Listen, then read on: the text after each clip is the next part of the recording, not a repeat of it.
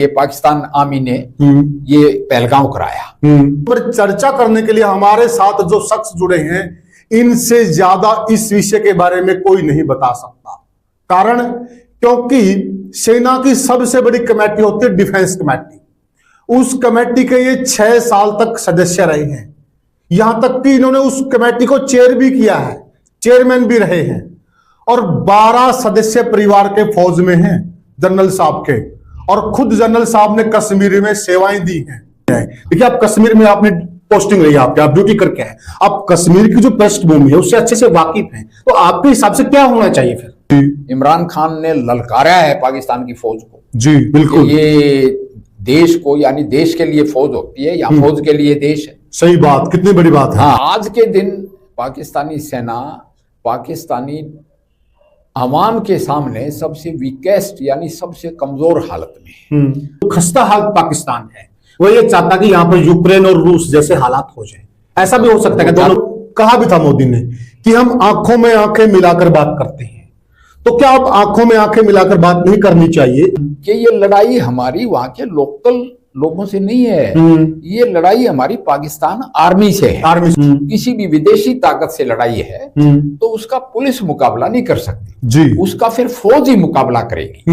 हाँ, intelligence agencies, security forces जिसको हम पुलिस कहते हैं, स्टेट पुलिस और फौज, उसकी तालमेल होना बहुत जरूरी है। बहुत जरूरी। वो चाहते हैं इकोनॉमिकली पाकिस्तान लड़ाई सस्टेन नहीं कर सकता, न स्टैंड कर सकता। अच्छा। क्योंकि आजकल लड़ाई टोटल होती है, वो खेत में भी लड़ी जाती है, वो इंडस्ट्री में भी लड़ी जाती है। उसके लिए ठीक माली हालत होना बहुत जरूरी है। जी जी। उस हालत में पाकिस्तान नहीं है। अच्छा। तो पाकिस्तान फुल फ्लेज्ड वार नहीं लड़ेगा। पाकिस्तान इस तरह की टेररिस्ट हरकतें करता रहेगा। तो फिर हमने अटैक कर देना चाहिए उन पे।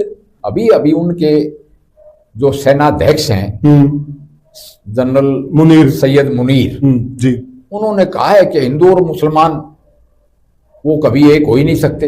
और वो देखिए कहां अटैक कर रहे हैं वो। हाँ, और 2 नेशन थ्योरी को उन्होंने प्रोपगेट किया है कि जो जिना ने कहा था वो एक सेकंड जिना बनना चाहता है। जी। टेररिज्म नाम ही इस चीज का है कि जहां आप उम्मीद नहीं रखते टेररिस्ट वहीं आएगा। बांग्लादेश में सत्ता परिवर्तन हो गया, और जिस प्रकार की ये हरकत हुई है, ये हमारी इंटेलिजेंस फेलियर नहीं कहलाएगी क्या?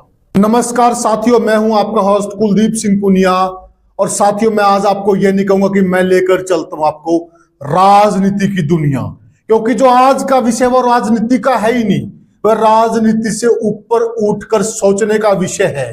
क्योंकि कश्मीर के पहलगांव है, और पहलगांव का एक क्षेत्र पड़ता बैसरन, वहां पर जिस प्रकार से आतंकवादियों ने हमारी सुरक्षा के साथ नंगा नाच किया है साथियों, वह रोंगटे खड़े कर देने वाला।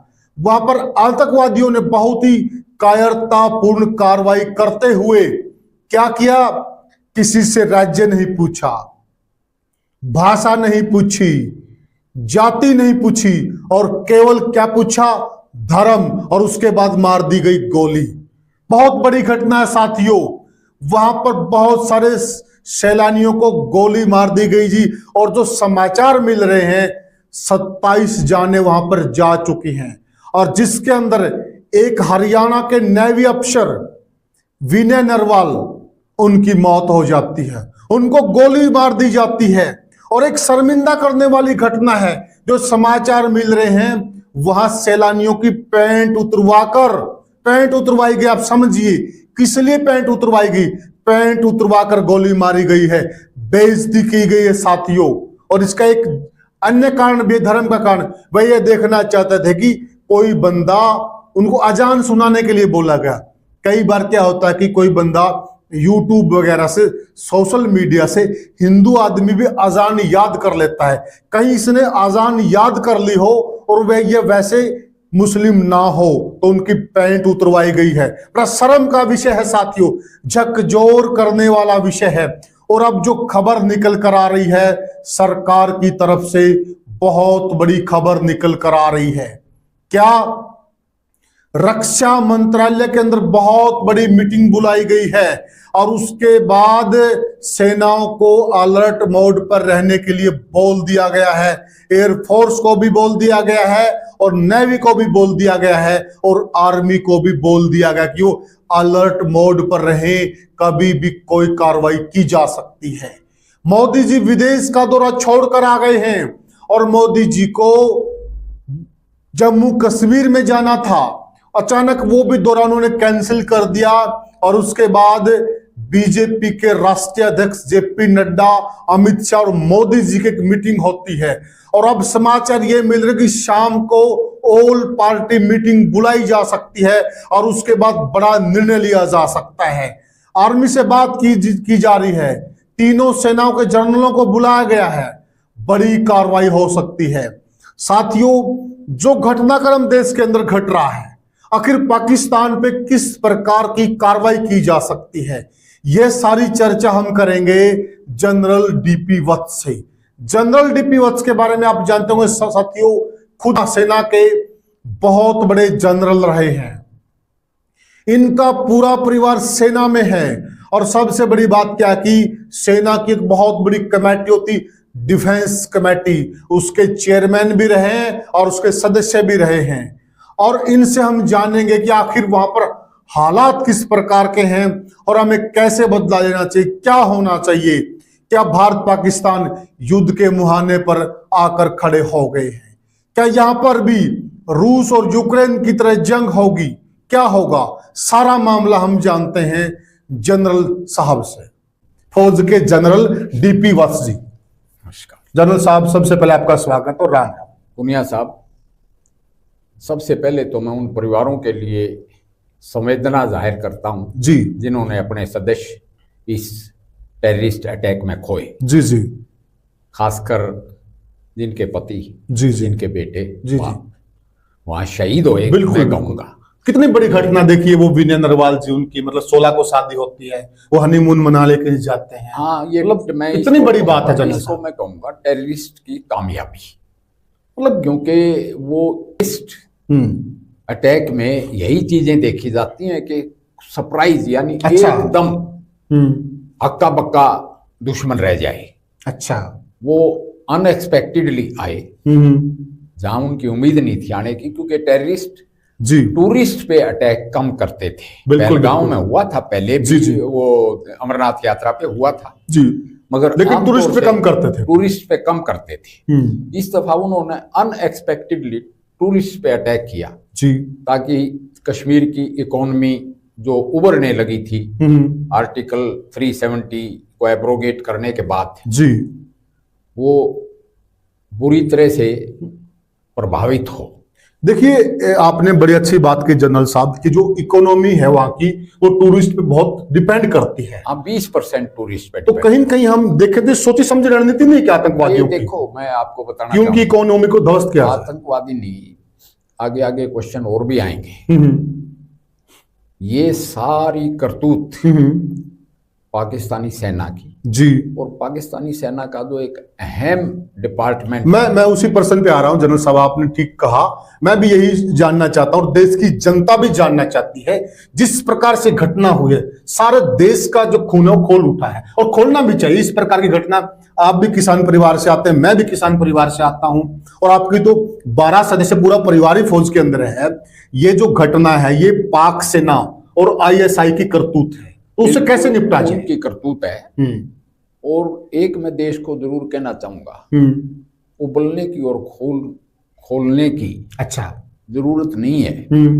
ये घटनाएं इतनी जल्दी बंद नहीं होंगी। अच्छा, ये जब तक पाक सेना उनकी डेमोक्रेसी को डिरेल किए रखेगी और पाक सेना को आईएसआई चलाती रहेगी, तब तक ये उनके वजूद का सवाल है। अच्छा, अगर हिंदुस्तान से हालात सुधर जाए, पाकिस्तान के व्यापार खुल जाए, लोगों का आना जाना शुरू होगा, तो पाक सेना जो एक बहुत बड़ा बिजनेस ऑर्गेनाइजेशन बना हुआ है जी, जहाँ के जनरलों पे एलिगेशन हैं कि वो अरबों रुपए कमा के विदेश में जाके बस गए, बिल्कुल ठीक कह रहे हैं आप, जिन्होंने देश के 2 टुकड़े भी करवा दिए और डेमोक्रेसी को डिरेल करके रखा है, जी, तो वो हिंदुस्तान के साथ दुश्मनी पाक सेना का रोजी रोटी है। अच्छा, अगर हिंदुस्तान से पाकिस्तान के हालात सुधर जाएं तो सेना की अहमियत खत्म हो जाती है। वो उनकी रोजी रोटी के चक्कर में हमारे लोगों की जान क्यों ले रहे जनरल साहब? मैंने कहा उनकी रोजी बूढ़ा मरे जवान हत्या से काम। ये टेररिज्म में ये नहीं देखा जाता कि किसकी जान गई किसकी नहीं गई, ये देखा जाता कि इसका इम्पैक्ट क्या होगा, इसका असर क्या होगा पूरी दुनिया के हालात पे, जी और दोनों देशों के हालात पे, और दुश्मन मुल्क में इसकी रिएक्शन क्या होगी। एक बात और देखिए ना, ये क्यों ना हम इसको मतलब अपने देश पे सामाजिक हमला क्यों ना माने हम इसको? उन्होंने जिस प्रकार से हमारे टूरिस्टों पर हिंदुओं पे हमला के सामाजिक ताना बना तोड़ने का काम नहीं, उनकी एक चाल है ताकि देश में बदमनी फैल जाए, हिंदुस्तान डिस्टेबलाइज हो, हिंदू मुस्लिम राइट्स हो। हमने उनकी इस चाल का शिकार नहीं होना है। क्या गजब जैसा कि मैंने बताया कि पाक सेना ने सरेंडर भी हमारे सामने किया 71 वार में। अब उसके बाद भी आज के दिन पाकिस्तानी सेना पाकिस्तानी अवाम के सामने सबसे वीकेस्ट यानी सबसे कमजोर हालत में है। अभी अभी उनके जो सेनाध्यक्ष हैं जनरल मुनीर, सैयद मुनीर जी, उन्होंने कहा है कि हिंदू और मुसलमान वो कभी एक हो ही नहीं सकते, और वो देखिए कहां अटैक कर रहे हैं वो। हाँ, और टू नेशन थ्योरी को उन्होंने प्रोपगेट किया है कि जो जिना ने कहा था वो एक सेकंड जिना बनना चाहता है जी, जबकि हमारे सामने पाकिस्तान एक फेल्ड स्टेट बनने की तरफ अग्रसर है। जी, यानी उनकी इकोनॉमी की हालत बहुत ही खराब है। IMF से उनको नोटिस बिल्कुल मिलते जा रहे हैं, पैसा भी उन्होंने देना बंद कर दिया है, पैसा भी देना बंद और कर वो दिया, उन्हीं के टुकड़ों पे पल रहा है। नोट दैट महंगाई बहुत ही हाई है। पाकिस्तानी रुपये की कीमत हिंदुस्तान के रुपये के मुकाबले में 1/3 है। जी, ठीक कहा। यानी हमारे 33 पैसे का उनका 1 रुपया है। 1 रुपया है। और पाकिस्तान के अंदरूनी हालात बहुत ही खराब हैं। यानी उधर से तहरीक तालिबान पाकिस्तान, उधर से पख्तून जो एजेंसी है खैबर पख्तूनख्वा, उधर से बलूच लिबरेशन आर्मी, उधर से सिंध देश की मांग उठी हुई है।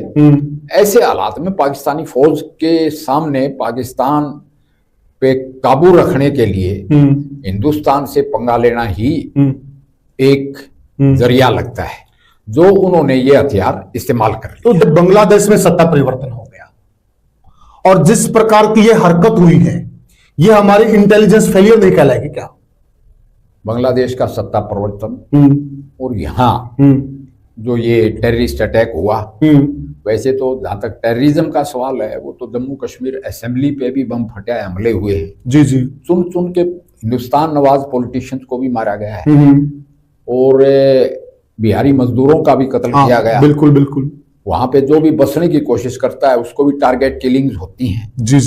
हमने भी काउंटर स्ट्राइक की, यानी कि सर्जिकल स्ट्राइक्स की, बालाकोट किया, और इंटरनेशनल लेवल पे भी इनको निपटाया है। जी, इसमें कोई दो रानी इंटरनेशनल लेवल पे कहूंगा कि इस तरह के सेटबैक्स कहते हैं आप, जिसको इंटेलिजेंस फेलियर कहते हैं, टेररिज्म और काउंटर टेररिज्म में इस तरह के सेटबैक्स बर्दाश्त करने पड़ते हैं। क्यों?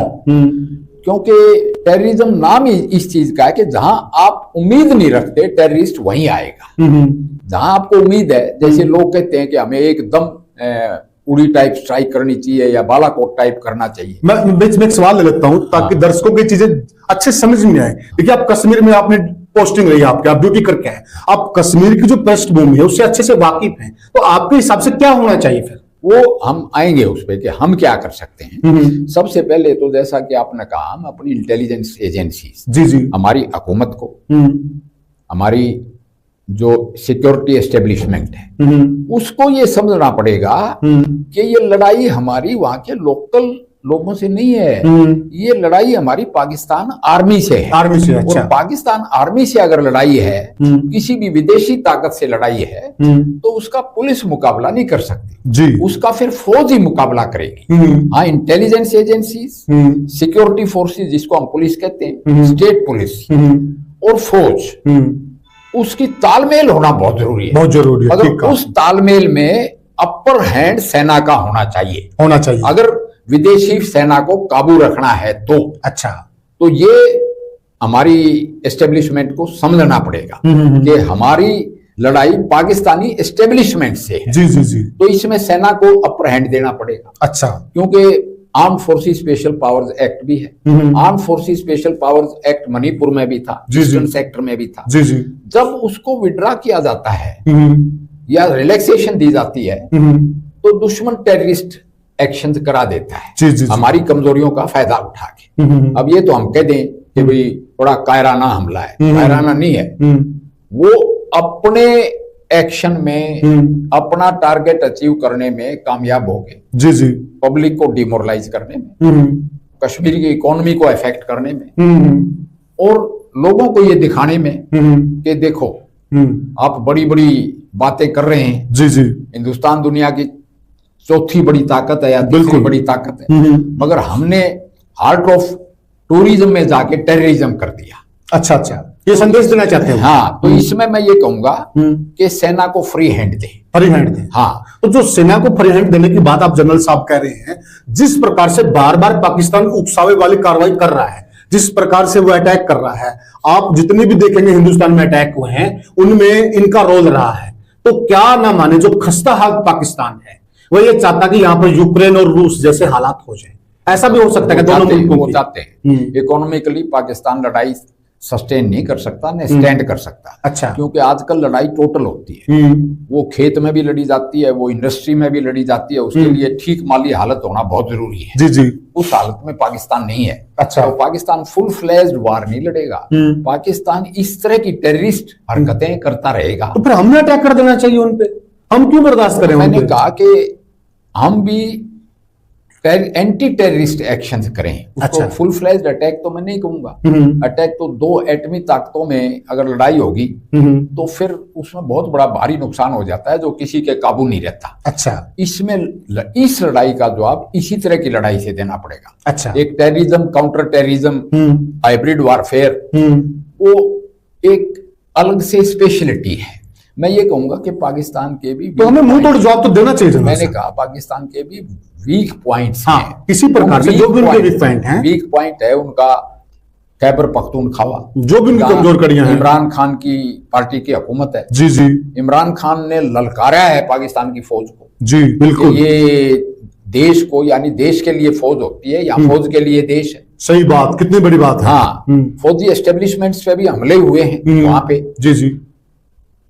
साथ में पूरी, अगर आप पाकिस्तान सोशल मीडिया देखो तो वहां के आर्मी चीफ की जो स्पीच है, जिसने कहा कि हिंदू और मुसलमान वो कभी एक हो ही नहीं सकते, जी अलग अलग हैं। कभी वहां के टेररिस्ट गजवाए हिंद की बात करते हैं, जी। तो वहां की पाकिस्तान के सोशल मीडिया पे भी बड़ी क्रिटिसिज्म हुई है, उसकी बड़ी तनकीद हुई है, और उसको काउंटर करने के लिए पाकिस्तान आर्मी ने ये पहलगाम कराया। तो एक उनका वीक पॉइंट यानी वीक डेमोक्रेसी, जी। उनका वीक पॉइंट पीटीआई, जी पाकिस्तान तहरीक इंसाफ, इमरान खान की पार्टी। उनका वीक पॉइंट बलूचिस्तान में आजादी की मुहिम, जी, जहां बलूच लिबरेशन आर्मी ने उनके नानी याद दिलाई हुई है। और सिंध में भी सेपरेटिज्म नहीं कहूंगा, ये सिंध के उमड़ते हुए बादल, ऐसे अंदरूनी हालात, और फिर पाकिस्तान की खस्ता हालत। जी जी। तो हम ये कहते हैं हमें घबरा के कोई भी नी जर्क एक्शन करने की जरूरत नहीं। अच्छा। हम पाकिस्तान की टूटने में मदद करें, टूटने में मदद करें। हाँ, वो तो ऐसे पहले दो बांग्लादेश कि इसमें नो बालाकोट, नो उड़ी, हम ये कहते हैं वो खुद कमजोर है अंदर से, वो टूट रहा है, टूटते वक्त ऐसी हरकतें कर रहा है, हम उसकी मदद करें। आप ये कह रहे कि जब वो दिए की ज्वाला बुझती है ना, तो बुझने से पहले फड़फड़ाती है, नहीं तो फड़फड़ा रहा है। मैं एक बात कहूंगा, क्योंकि पाकिस्तान बना ही एंटी हिंदू और एंटी इंडिया सेंटीमेंट्स की वजह से। अच्छा। ये जब तक यहाँ की सेना और ये बरकरार रहेंगे तब तक ये जिहाद चलता रहेगा, ये लड़ाई चलती रहेगी। जी जी। और हिंदुस्तान एज सच हालात ऐसे हैं कि हम चारों तरफ से ही दुश्मनों से घिरे हुए हैं, मगर हमारी सबसे बड़ी ताकत है हमारी पॉपुलेशन। हम इजराइल नहीं है जिसकी पॉपुलेशन 1 करोड़ से कम है। जी जी। हमारी पॉपुलेशन तो दुनिया में सबसे ज्यादा है। जी जी। इसलिए मैं ये कहूंगा कि देशवासियों को घबराने की जरूरत नहीं है।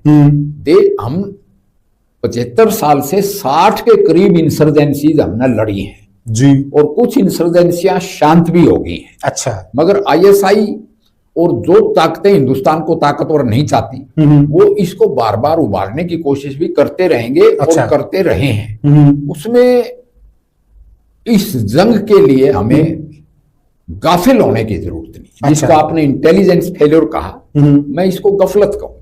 गफलत, क्योंकि ये गफलत इंटेलिजेंस की कई दफा हुई है। शेख मुजीबुर रहमान का कत्ल कर दिया गया बांग्लादेश में 15 अगस्त के दिन। जी। इंदिरा गांधी जब पावर में थी, वो भी इंटेलिजेंस फेलियर थी। करगिल हुआ। तो हमें और मुस्तैद और सावधान होना पड़ेगा, हमारी इंटेलिजेंस एजेंसीज को और मुस्तैद करना पड़ेगा। जी जी जी। मगर ऐसी बातें या इस तरह के इंसिडेंट्स फ्यूचर में भी गारंटी नहीं दी जा सकती। अच्छा। तो देश यानी कि महसूस तो होता है, चाहे गलवान हुआ, चाहे पहलगाम हुआ, चाहे पुलवामा हुआ, चाहे करगिल हुआ, वो देश में एक जहती लाते हैं, देशभक्ति की भावना जागृत करते हैं। मगर मैं ये कहूंगा देश को घबराने की इससे जो हमारी युवा पीढ़ी है विशेषकर, वो ये सोचती है कि एक ऐसा दौर था, हमने पाकिस्तान की ज्यादातर सेना को बंदी बना लिया था, 91,000 सैनिकों को बंदी बना लिया था। हम इतनी ताकतवर सेना है, तो फिर क्यों ना हम बड़ी कार्रवाई करें उन पर। उस वक्त में और इस वक्त में चेंज है। अच्छा। तब्दीली है। कैसे? वो दुश्मन हमारे से चारों तरफ से घिरा हुआ था। अच्छा। बांग्लादेश में उनकी हवाई सेना को बर्बाद कर दिया था पहले। अच्छा। नेवी को भी फेल कर दिया गया था। और वहां उनकी हार निश्चित थी। और हम दोनों ताकतें नॉन न्यूक्लियर ताकतें थी। अच्छा। यानी न्यूक्लियर पावर्ड नेशन नहीं थे उस वक्त। अच्छा। तो वो एक शानदार इंटरनेशनली मैनेज्ड वार था, जिसमें वर्ल्ड वार 2 के बाद सबसे बड़ा सरेंडर हुआ। जी जी। और हमारी फतेह हुई। उसके बाद हमने तो अपनी ताकत बढ़ाई है, मगर दुश्मन भी अपनी ताकत बढ़ाता रहा है। उसके बाद चाइना एक नया आयाम आ गया। अब चाइना मैं कहूंगा नंबर 3 नहीं, नंबर 2 ताकत है। You are right.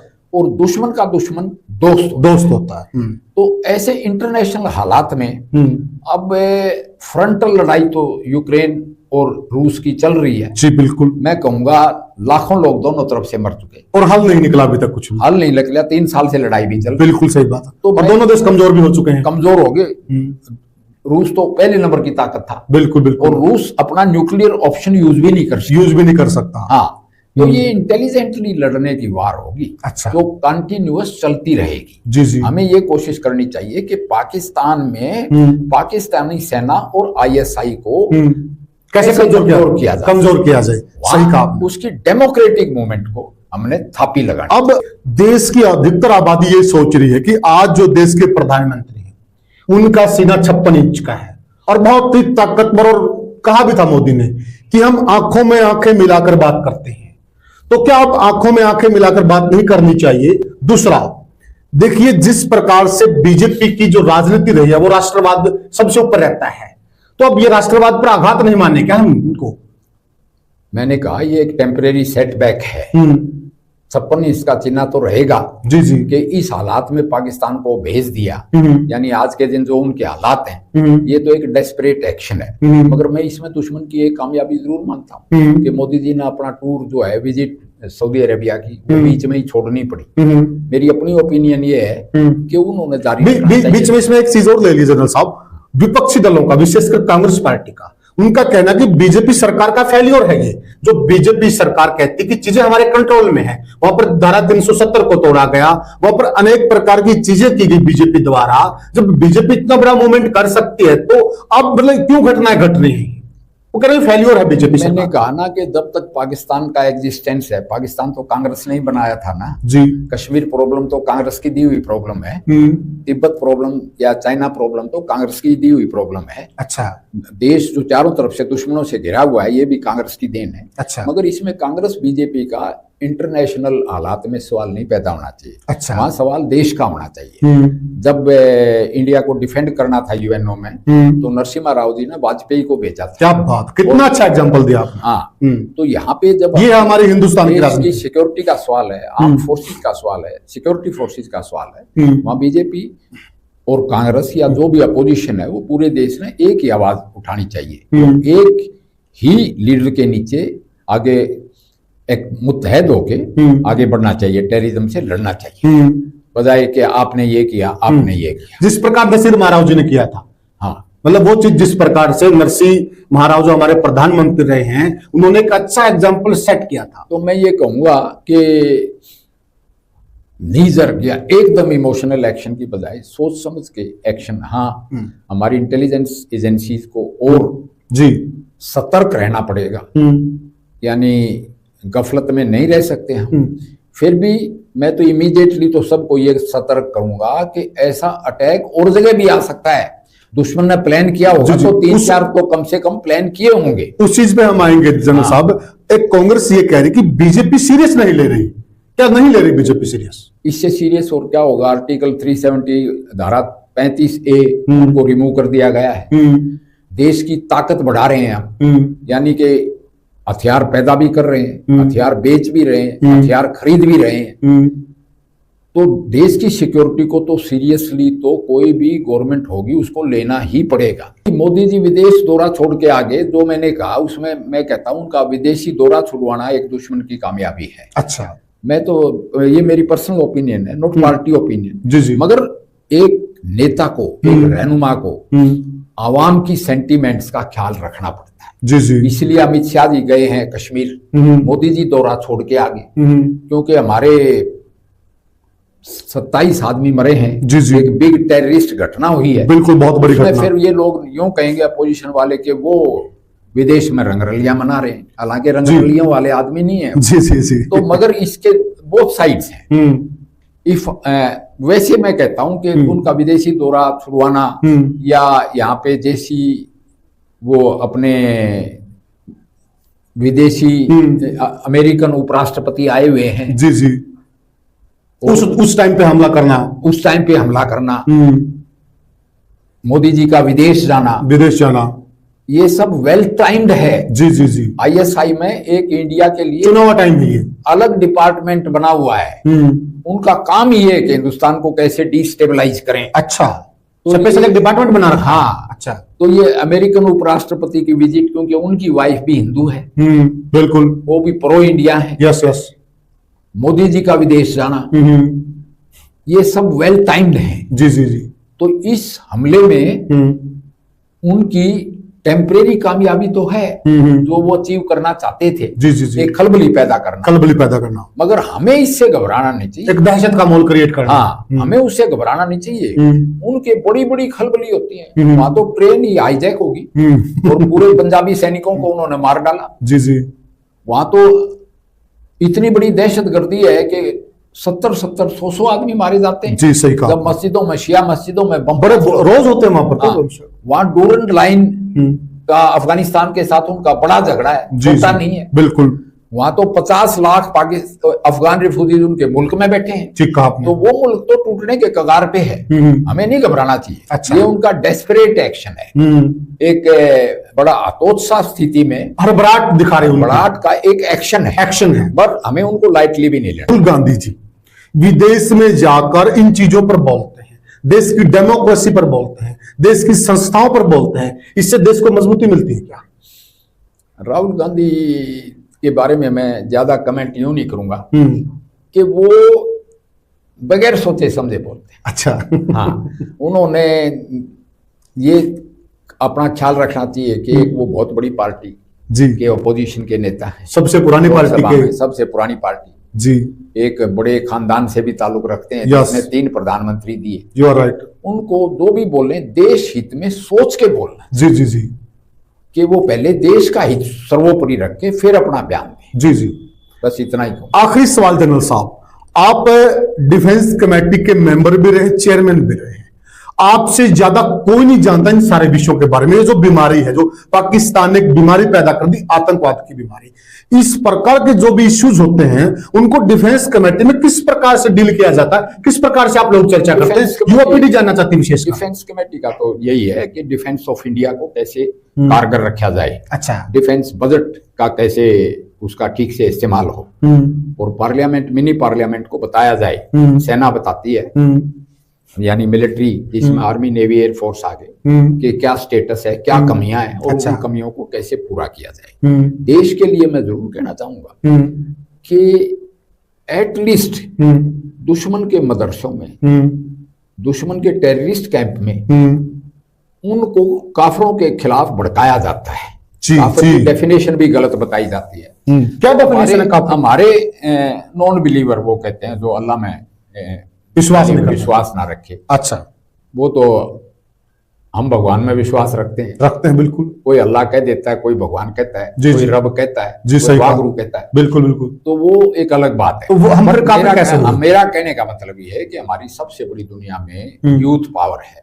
उन यूथ को पहला, फर्स्ट एंड फॉरमोस्ट राष्ट्र प्रथम, नेशन फर्स्ट, और उनकी हरेक की रिस्पॉन्सिबिलिटी क्या बनती है। जी। बजाय एजिटेशनलिस्ट अप्रोच की बजाय, यानी कि उनको आंदोलन जीवी की बजाय राष्ट्र जीवी बनाना चाहिए। जी सही कहा। हाँ, अपनी रिस्पॉन्सिबिलिटीज महसूस करें।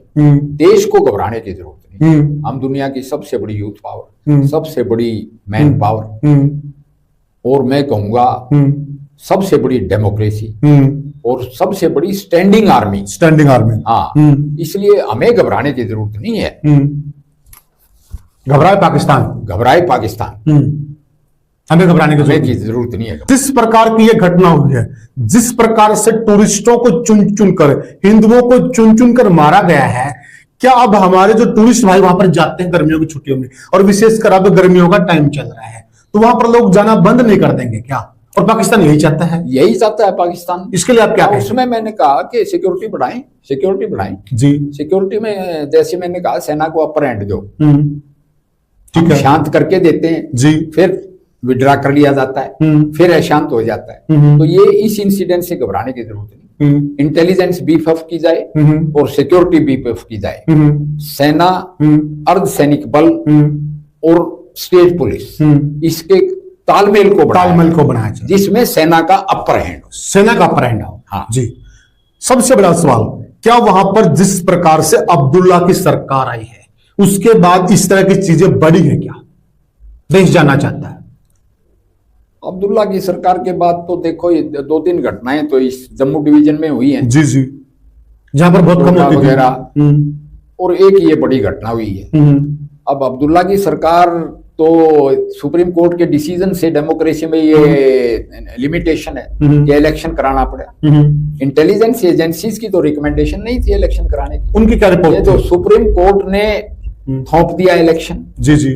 अब डेमोक्रेटिकली इलेक्टेड गवर्नमेंट को पावर देना, उसके फायदे भी हैं, उसके नुकसान भी हैं, क्योंकि टेररिस्ट की डिक्शनरी में डेमोक्रेटिक मींस एग्जिस्ट नहीं करते।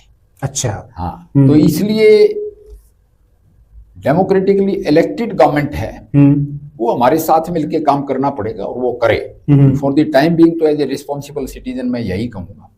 वो तो एक फार फेस्ट डिसीजन हो जाते हैं how to deal with the situation जी, मगर फॉर द टाइम बीइंग घबराने की जरूरत नहीं है। सिक्योरिटी को भी बीफ अप किया जाए जी, और ऐसा हमला दोबारा कहीं हो जाए उसके लिए सावधान रहना बहुत जरूरी है। जी।